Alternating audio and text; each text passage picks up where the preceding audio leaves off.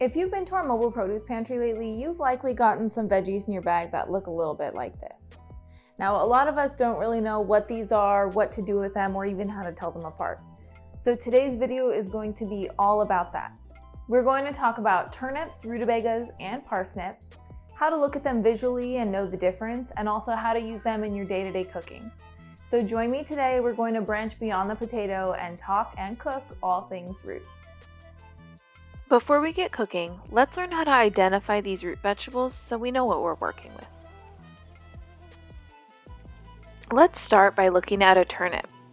Visually, you can see that the outside is mostly white with a beautiful pale purple color fading from one end into the white. Sometimes they have a flatter shape, and other times they are more round like a ball. Turnips can be eaten both raw and cooked. They are crunchy and they have a really nice mild flavor and texture, similar to a less spicy radish or a less starchy jicama. Rutabagas look similar, but the main difference is the coloring. You can see this rutabaga has a more yellow hue and the purple is of a darker shade. In between those two colors, you might see a hint of green color as well. Rutabagas vary widely in their size and shape. They're most commonly eaten cooked, although they can be eaten raw as well. A cooked rutabaga has a similar texture to a potato and a mildly sweeter flavor. Now you can see how these two vegetables are commonly confused with one another. Although they do have a similar size and shape, you can see side by side their colors are different, and you can always tell that the turnip is going to be more white and the rutabaga more yellow. The turnip will also have a more pale purple color, while the rutabaga will have that darker purple color. Parsnips have a unique look, and although they may vary in size, they will always have a generally tapered shape, similar to a carrot, and they'll have this off-white color with these horizontal markings. Parsnips are edible raw, but they are most commonly cooked. They taste slightly sweet, nutty, and earthy, and they are one of my personal favorites. We're going to start off with the no-cook method. And for this method, I'm going to show you a really simple turnip slaw. First, you'll want to peel your turnip. You can do this with a vegetable peeler or a paring knife. And then go ahead and cut off the end there and use a knife to cut out any brown pieces or any impurities.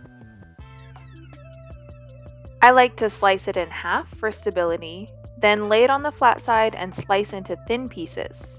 Then you can stack those pieces and slice again lengthwise to get these nice matchstick shapes. Transfer those pieces into a bowl and add a sprinkle of salt. Add in some chili flakes if you like a little heat. And I'm adding some lime juice, but you could also use lemon juice or vinegar just to give it some acid. Give it a good mix.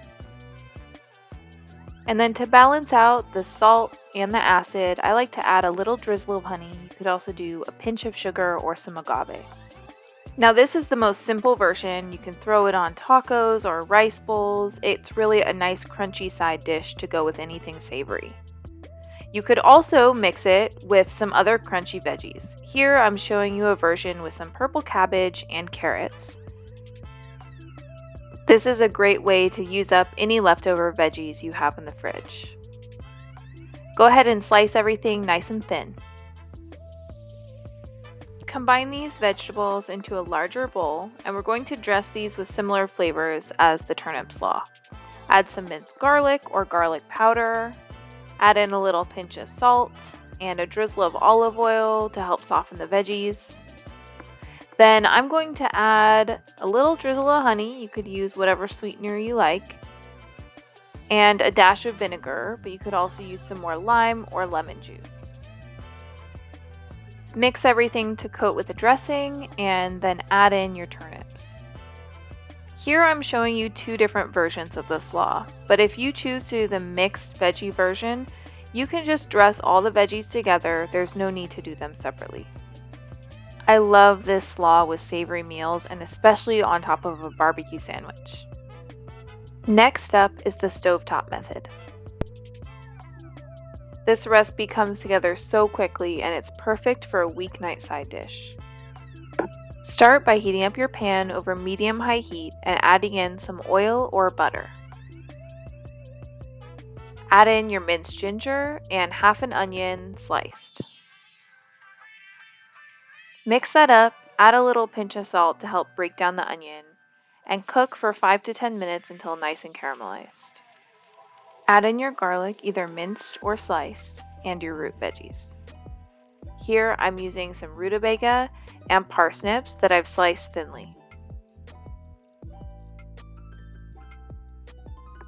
Next, add in your rosemary. You can use fresh or dried. Then pour in your liquid. You can use water or broth. Go ahead and cover and cook until all of the liquid is absorbed and the root vegetables are tender.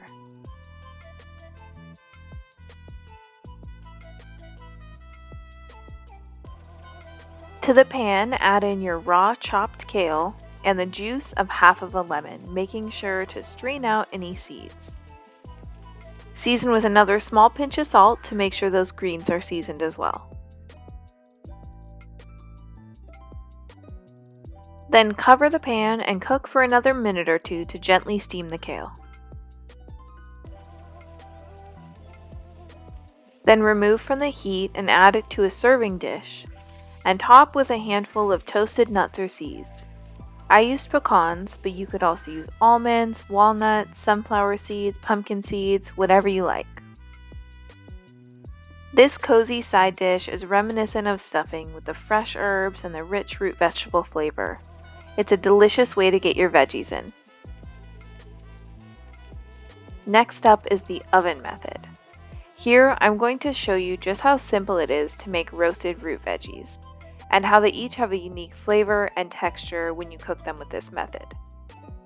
Start by peeling the root vegetables and chopping them into similar sized pieces. I wanted the parsnips to be a bit longer in shape, so I made them a little bit thinner to make sure that they would cook at the same rate. I love making a big batch of roasted root vegetables and keeping them in the fridge to add to meals throughout the week. You can eat them as a side dish or add them into salads, soups, and bowls. I'll even just snack on them plain. Another fun idea is to use parsnips instead of or in addition to potatoes when you're making oven fries. You can add your favorite seasonings and roast them the same way that I will show you in today's video.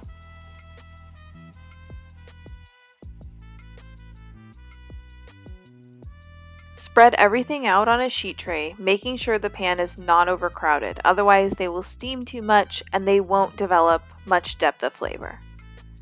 Add a little drizzle of olive oil and a sprinkle of salt and roast in the oven at 425 degrees for 35 to 45 minutes or until crispy and golden brown.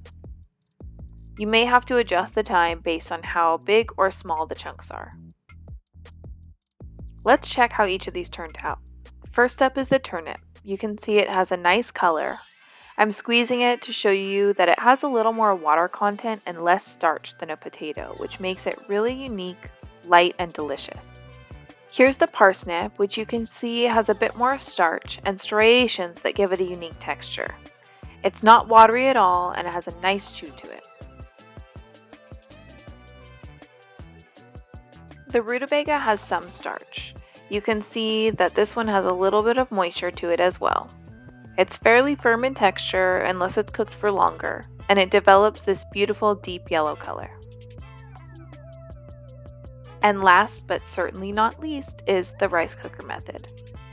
I love experimenting with my rice cooker because it's so simple to use, it takes very little attention, and it's much cheaper than some of the fancier kitchen gadgets out there. Today I'm making a really easy root vegetable mash using all of the root veggies I have. I'm using parsnip, rutabaga, potato, and turnip. Simply peel and chop the root veggies into smaller sized pieces. You want to make sure they're all around the same size so they cook at the same rate.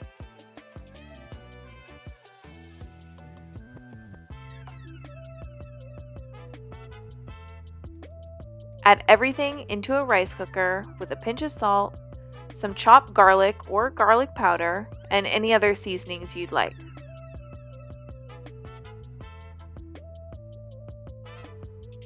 Add enough water or broth to reach halfway up the contents of the pot. Cover and turn the setting to cook. Keep covered until the setting switches back to warm, and you'll know at this point that everything's done. Add cream and seasonings of choice, and mash with a potato masher, ricer, or spoon until you get the desired consistency. If you're using a metal utensil in a non-stick pot, just be careful not to scrape up the non-stick coating. If you want to use less butter without compromising the flavor, try adding it right on top rather than mixing it into the mash. This way you can see and taste the butter in each bite. I hope this video helps you feel more confident working with these root vegetables, and maybe even inspires you to incorporate more of them into your weekly meals.